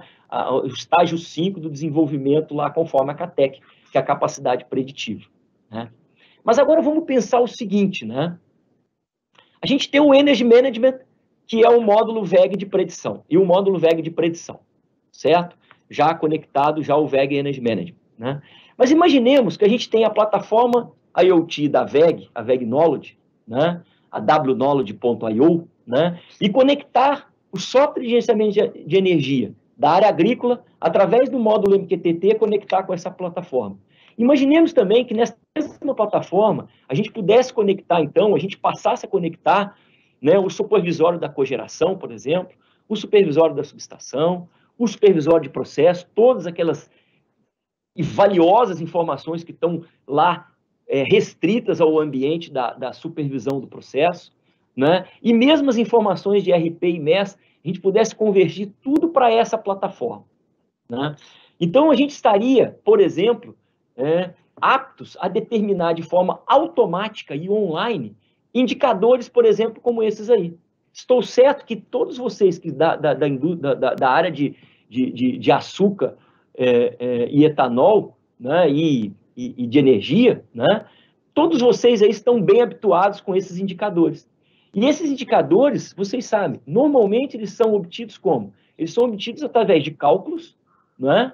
E muitas vezes as ações são tomadas 48, 72 horas ou até mais, depois de que esses indicadores, depois que aconteceu, né? Ou seja, você vai conseguir com a plataforma, né, além de determinar de forma online e automática, você vai também conseguir fazer a predição desses indicadores. E com isso, você vai conseguir antecipar a tomada de decisão. Você pode tomar alguma ação para você não ter a deterioração de nenhum desses indicadores aqui e você manter o teu balanço de massa, por exemplo, em condições de você manter o custo da tua produção, né? E isso aí é o estágio 6 de desenvolvimento da indústria 4.0, tá? Então, pessoal, voltamos então naquela pergunta. E a indústria 4.0 de açúcar, etanol e energia, né? O que nós podemos dizer desse futuro? Vamos então olhar os estágios de desenvolvimento que nós acabamos de falar, e nós mostramos nesse exemplo. A conectividade, que é o MES, que é o Sistema de Gerenciamento de Energia, a visibilidade, é você saber o que está acontecendo, a transparência, o porquê que está acontecendo, a predição, o que vai acontecer, e a flexibilidade e a adaptabilidade, que é a convergência de dados, né, e tecnologias, né? Então, a VEG, para a indústria para a indústria 4.0 de açúcar, etanol e energia, a WEG disponibiliza uma quantidade de ferramentas aqui bastante interessantes, desde a conectividade até a flexibilidade de adaptação, né? Como, por exemplo, o PC Factory OEE, que é o módulo de OEE do nosso sistema MES, né? O PC Factory MES em si, o PC Factory MES IoT, os sistemas de gerenciamento de energia e utilidades, que é o WEG Energy Management, né? O WEG Motor Fleet Management, que é o software para monitoramento de ativos. Então, você vai conseguir monitorar motores elétricos, inversores de frequência de baixa e média tensão, motores elétricos de baixa e média tensão, bombas, ventiladores, compressores, né? Sistemas de visão computacional, que você vai poder acompanhar a qualidade e até acompanhar a qualidade, e como ele é um sistema inteligente, você acompanha um sistema de visão inteligente, você consegue dar comandos no processo, né? Estabelecer uma rotina, uma lógica de comando, assim que a câmera detectar alguma falha na qualidade ou algum determinado tipo de material na entrada da linha de produção. Softwares e aplicativos de inteligência artificial, nós também temos condição de oferecer, e a plataforma IoT WEG Knowledge, como eu expliquei minutos atrás, ok? Só que hoje, vou falar agora para vocês, então, no tema do nosso painel, que é subestação e distribuição de energia, nós vamos falar sobre o WEG Energy Management, ok? Que é o sistema é o software da WEG para gerenciamento online de energia elétrica e utilidades. Esse software é um software que permite você fazer a gestão de recursos essenciais de forma integrada e eficiente, tá? Por quê? Porque ele faz o monitoramento em tempo real de diversas grandezas, tá? Ele de diversos consumíveis, né? Desde energia elétrica, passando por água, ar comprimido, vapor, gás, até grupo gerador e no-break que a gente consegue monitorar com esse software de gerenciamento de energia, tá? Ele é compatível com dispositivos de medição de mercado, então ele reduz o Total Cost of Ownership, né? Você não precisa você pode aproveitar os medidores que você tem já na tua instalação, né? Muitas vezes, alguns softwares te obrigam a você adquirir hardwares novos, né? O software da WEG permite você utilizar os hardwares atuais, né? Claro que a gente tem medidores de energia elétrica, temos diversos sensores que a gente pode disponibilizar, se for preciso, mas você pode utilizar os seus equipamentos para tornar a sua aplicação mais econômica, né? Ele é um software escalável, você pode fasear a aplicação desses softwares, eu vou mostrar mais adiante, e ele tem um módulo MQTT para integração com a plataforma IoT WEG Knowledge. Claro, como é um módulo MQTT, você está apto a conectar com qualquer plataforma, mas você pode conectar com a plataforma da WEG, tá? Outra característica importante do software de gerenciamento de energia da WEG, o WEG Energy Management, é a capacidade, que ele é uma ferramenta muito importante para essa etapa aqui, ó, de implantação, né, do seu sistema seu sistema de gestão de energia ISO 50001, né, que é a monitoração e predição.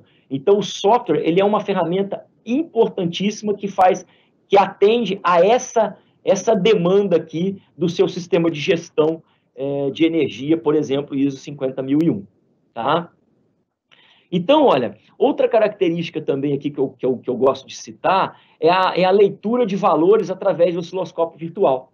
Então, quantas vezes, né, você começa a ter disparos de proteção, né, sem uma causa aparente, né, você consegue ter desligamentos, né, de energia sem causa aparente, e você muitas vezes tem que contratar um serviço especializado, né, para deixar lá o medidor durante algum tempo, né, acompanhando a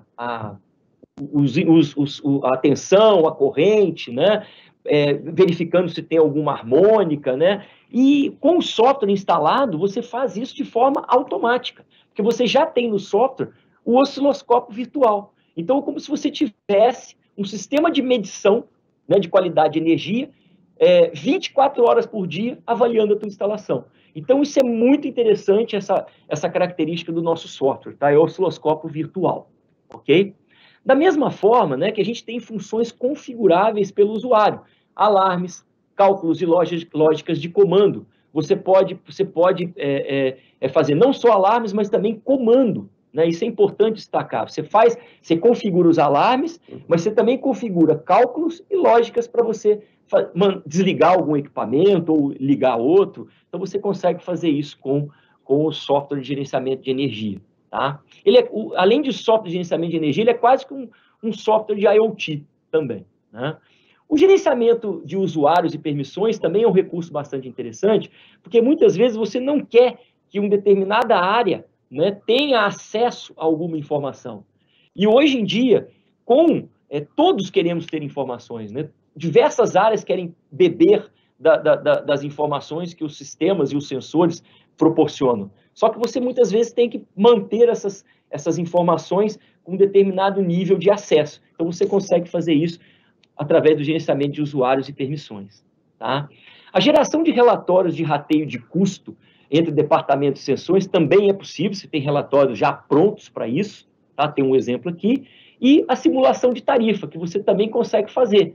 Então, se você quiser, por exemplo, comprar energia no Mercado Livre, você também consegue fazer a simulação dessa compra de energia, porque você consegue simular a tarifa, ok?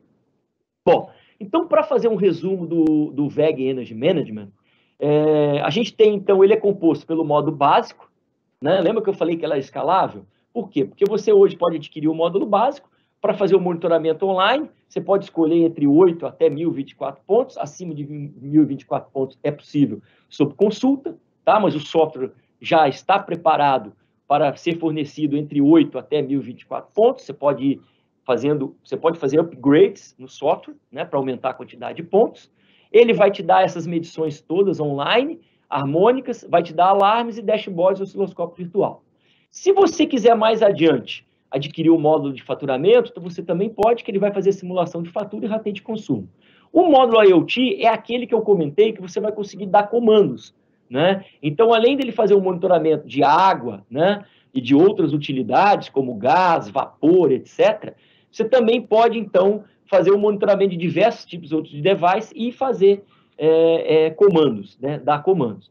E o módulo de alarme, né, o módulo de alarme, ele é um alarme adicional que pode ser feito via e-mail e SMS, caso você contrate um serviço de e-mail e SMS. A gente não fornece o serviço de e-mail e SMS, mas a gente fornece a ferramenta para fazer a interface, né? A interface para você fazer o envio do alarme que você está vendo no dashboard, ser enviado através de um e-mail e SMS que você contratar. Ok? Então, isso é o software de gerenciamento de energia, né, que eu tinha para apresentar para vocês. Bom, pessoal, eu tentei ser o mais breve possível aí, né, porque eu sei que vocês já estamos aí com o tempo, já 2 módulos aí, né? Tá aí o meu e-mail, se vocês quiserem aí alguma dúvida, alguma questão, alguma consulta, né, tanto técnica quanto mais também de conceitos, a gente está à disposição para ajudar, né? E eu encerro, então, a minha participação e abro aí passo a palavra aí para a Lília, né? A parte de perguntas e respostas aí dos 3 módulos, né? Que nós tratamos hoje em subestação e distribuição de energia. Muito obrigada, Marcelo, pela sua apresentação, tá? Então, eu vou seguir abrindo aqui as nossas perguntas. Por favor. Paulo Cardoso está fazendo a seguinte pergunta: qual é o primeiro passo para eu saber o que será necessário para uma cotação de subestação? Eu posso responder, Lilian, Alexandre, de subestações. Então, Paulo, o primeiro passo é você ter definido a potência necessária do consumo, né? Ou para consumidor ou de geração, no caso de agentes geradores, né? Você tendo essa potência, o segundo passo é você contatar a concessionária local. Se for um cliente consumidor, né? Você vai, por exemplo, na área do interior de São Paulo, vai na CPFL, ou na Electro, na EDP, e lá ele vai fazer o estudo com a potência que você precisa para ver qual subestação ele vai se conectar. Dependendo, você pode cair numa subestação, na rede de distribuição mesmo, de média tensão, né? 13.8 até 36 kV. Geralmente 4 mega, 5 MVA. Se for acima disso, já cai para uma subestação de alta tensão, no 69 kV, 138 em diante, né? Então, esse é o primeiro passo, é ter a potência definida e contratar a concessionária. Ok, obrigada. Nós também estamos contando com o apoio de nossos 3 especialistas, tá? O Pedro, o Fábio e o Felipe. Então, se vocês também quiserem contribuir, tá? Podem tá entrando aqui e falando também sobre as nossas respostas. Bom, outra pergunta é do Eduardo Matiasi. Sou obrigado a comprar o turnkey completo da WEG? Eu vou responder essa também, por subestações. No caso de subestações turnkey, não necessariamente, mas muitos clientes contratam uma empreiteira para fazer a parte de obra civil, terraplanagem em si, né? E a WEG entra com a montagem e fornecimento dos equipamentos, né? E comissionamento. E tem casos também que a gente pode contratar, a WEG é contratada somente só para fazer o fornecimento dos equipamentos, também comissionamento. O cliente entrega o projeto, né? A engenharia. E ele executa também. Então é caso a caso, mas a WEG está preparada para entregar a subestação em turnkey completa, né? Chave na mão. Ok, obrigada. E o Denis Teixeira, qual é o prazo de entrega de uma subestação? Uma subestação de 69, 138 kV, ela está durando em média, 12 a 14 meses aí, né? Devido ao Covid, muitos materiais eletromecânicos, as fábricas ficaram paradas, né? Está faltando material. Então esse prazo mudou um pouco, mas vai voltar à normalidade. Mas o prazo médio é 1 ano, 14 meses. Subestações maiores dá até 16 ou 20 meses. Ok, obrigada. O Marcelo Oliveira está perguntando: por que alguns fabricantes solicitam a montagem dos painéis contra a parede? Leandro, eu respondo esse, tá, Lilian? Bom, é o seguinte, né? Quando o painel tem acesso, ele é o acesso total pela parte frontal, você não tem a necessidade de ter o acesso traseiro, né? E o que acontece? Aí quando a gente faz o teste, a WEG também tem um modelo de painel que também é assim, né? Que a gente pede para instalar contra a parede. Então, quando a gente faz o teste, a gente não coloca os indicadores na parte traseira, né? Naquele vídeo que eu mostrei. Então, ele não tem a parte R. Então, a gente pede para colocar na parte traseira, não só a gente, como alguns outros fabricantes, porque para evitar que o operador esteja na parte traseira no momento de uma eventual falha, tá? Porque ali não é uma parte que está testada.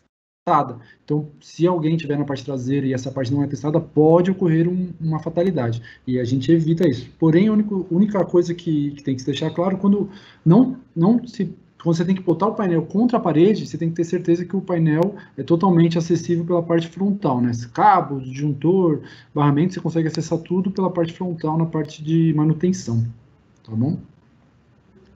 Ok, obrigada. O Antônio Souza, foi mencionado que os eletrocentros são climatizados e com o sistema de combate a incêndio. Como são calculados e definidos os mesmos? Bom dia, eu posso responder essa, Fábio, né? O sistema de climatização ele é calculado após o cálculo, né, da dissipação térmica dos equipamentos elétricos da sala do eletrocentro, assim como a área total. É feito um cálculo das máquinas de ar-condicionado através de um software que nós possuímos, né, que ele vai determinar o melhor tipo de máquina a ser aplicado, assim como a potência de TR, né, que vai ser necessário. Em relação ao sistema de combate a incêndio, da mesma forma, nós temos um software que calcula, né, respeitando todas as normas, que vai nos definir a quantidade de sensores e o tipo de sensor a ser utilizado em cada eletrocentro. Ok, obrigada. O Emerson Silva, quais são as principais causas do surgimento de um arco elétrico e um painel e como evitar? Bom, acho que eu posso responder essa, Leandro, o Varzão depois também se quiser complementar, mas eu acredito que as causas são 3 principalmente, né? A falta de manutenção, né, do painel, né? A operação errada, que a gente viu no vídeo, o cara provavelmente burlou algum intertravamento ali para poder inserir o disjuntor e aí causou uma falta. E a outra seria a entrada de pequenos roedores, né? Pequenos animais nos painéis. tá? E eles entram lá, tomam um choque e geram um curto, tá? Então, acho que esses são os 3 principais motivos, né? Como evitá-las, né? Assim, primeiro, manutenção, você tem que seguir, conforme a gente manda um documento de operação e manutenção do painel, então, vocês têm que seguir essa documentação à risca, tá? A questão do intertravamento, que nem eu disse na apresentação, seguir a operação, a tratativa de operação, né? Insere um, destrava o outro, tem que seguir a maneira de operação do painel. E se em algum momento der algum problema de você não conseguir inserir o disjuntor ou não conseguir aterrar a faca-terra, é porque provavelmente você está esquecendo algum passo, tá? Então não ache que você está certo, volta atrás, pense um pouco. É uma questão de segurança, tá? Então tem que ter cuidado. A questão dos animais, isso aí já é um pouco mais difícil, né, de conter, né, ainda mais em usina, que tem bastante animal em volta e tal. A gente pode também colocar relés de arco no painel, né? Ele não evita que o arco aconteça, mas ele detecta o arco bem no começo e ele atua muito rápido. E aí ele evita um maior dano, tanto para as pessoas como para o próprio painel, tá? Não sei se o Fábio quer completar alguma coisa. Não, eu gostaria de complementar um ponto importante, né? Um dos fatores que causa o surgimento de um arco elétrico também seria o aquecimento devido a uma conexão mal apertada, né? Então é muito importante a questão de manutenção, os reapertos que são dados, né? E durante esse plano de manutenção. Um outro ponto importante é devido à degradação dos meios isolantes, né? Que pode vir a acontecer o arco elétrico. Então, tudo isso é bom sempre ter um plano de manutenção para que não ocorra o arco elétrico. Ok, muito obrigada. O Cláudio Júnior pergunta, o que seria a plataforma LOT VEG? Faz parte do software de gestão de energia? Bom dia, me chamo Felipe, trabalho com o Marcelo aqui na VEG Digital. Eu posso responder essa, agradeço a pergunta. A plataforma IoT que o Marcelo apresentou é uma plataforma low-code, né, uma plataforma onde você consegue integrar vários sistemas, né? Então, ela não faz parte do Energy Management, mas ela pode ser utilizada para fazer, então, essa integração com esse software de gestão de energia, também com sistemas supervisórios de subestações, ou com APIs e serviços de terceira parte, né? Então, ela é uma plataforma totalmente aberta e agnóstica, né? É um outro produto, né, que funciona e trabalha muito bem com diversas soluções que a VEG tem disponível para a solução de indústria 4.0 e também com outras soluções de mercado.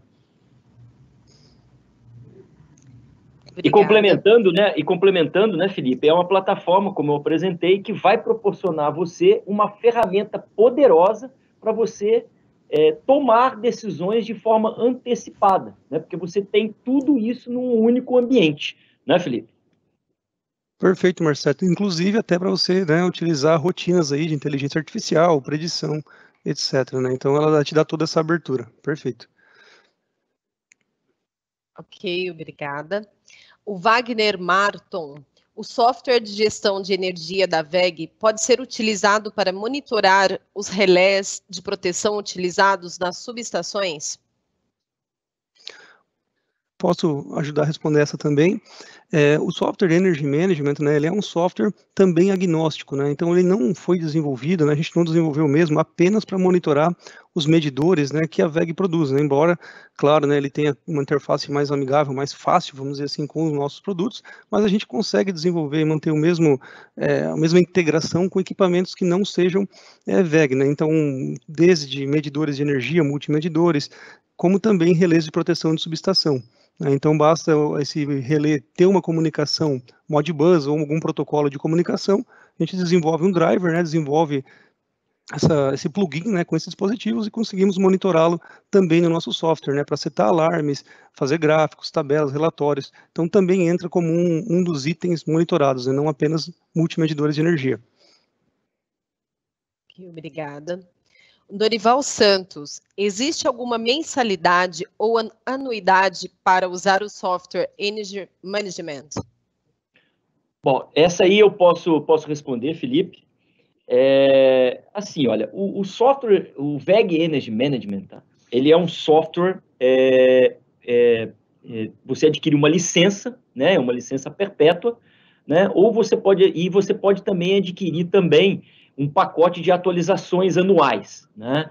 Então, você já poderia adquirir o software e já fazer a aquisição de uma atualização anual, né? Mas se você não quiser atualização anual, não tem problema, você compra uma licença perpétua, então o software não tem mensalidade.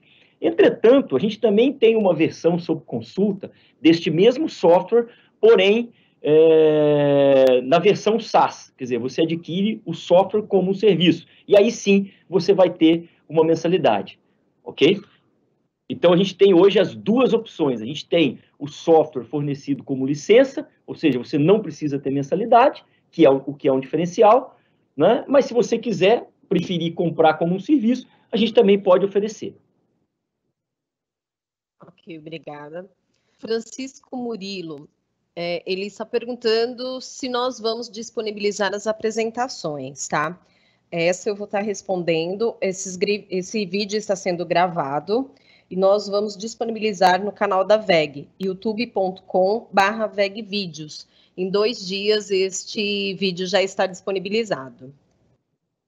A próxima é do Lucas Simino. O Eletrocentro precisa ter algum tipo de homologação das concessionárias de energia?